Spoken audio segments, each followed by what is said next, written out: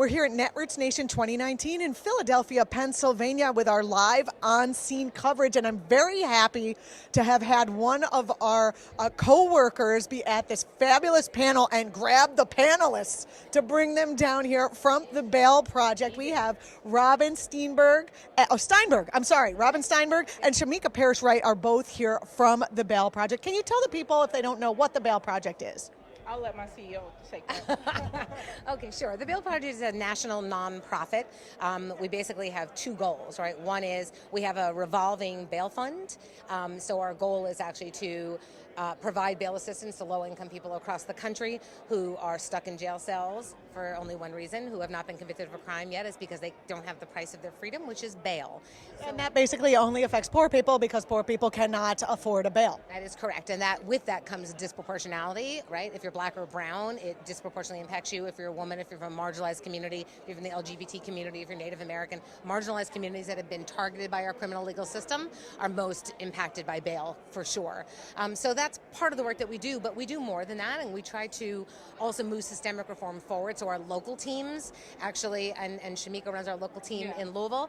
We are in 15 different sites across the country. We're moving to 25, but the local sites are really led by local people on the ground who are part of their community, who are committed to racial and social justice and to moving criminal justice system forward and reforming it and changing it, or maybe even dismantling it. What are the issues on the local level that you have to, what are the hurdles that you have to jump in order to get some of this? I'm assuming you're trying to pass legislation. Yeah, we are working on a bigger level. I want to work myself out of a job. I want to end cash bail. We already don't allow bail bondsmen in Kentucky. I feel like that's going to be one of the ground zeros to ending cash bail there. But also that the biggest issue is that people have an unaffordable cash bail. I know what that's like personally. I had an unaffordable cash bail at 18. I know what it's like to sit in there, and every day that they have to sit in there because of that means that their life falls apart. And so we want people to be able to fight their cases, to fight for what they believe in, and be able to be free while they're doing that. When you say their life falls apart, I'm just imagining what happens if you can't call your job, if you can't show up for your job, then your job fires you. Who's watching my kid? What is happening? Oh, my kids are being taken. Can you give, that's just guessing. Can you give some specifics on what you've seen, how it affects people? Yes, I've seen it affect people on many levels. If this place was to shut down and we all were locked in here, we couldn't call, we couldn't go anywhere, we couldn't do anything. That's what people are dealing with every day. And then they're making decisions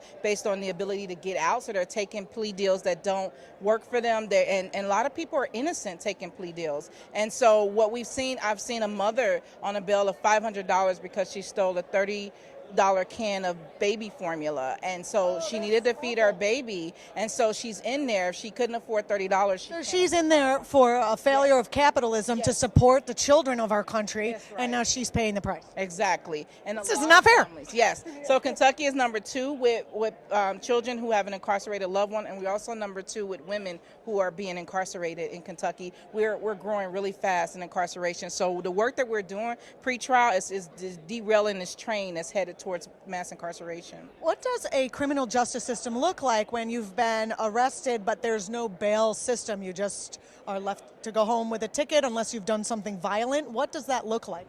I'll let my CEO answer that. It looks like freedom, yes. Right?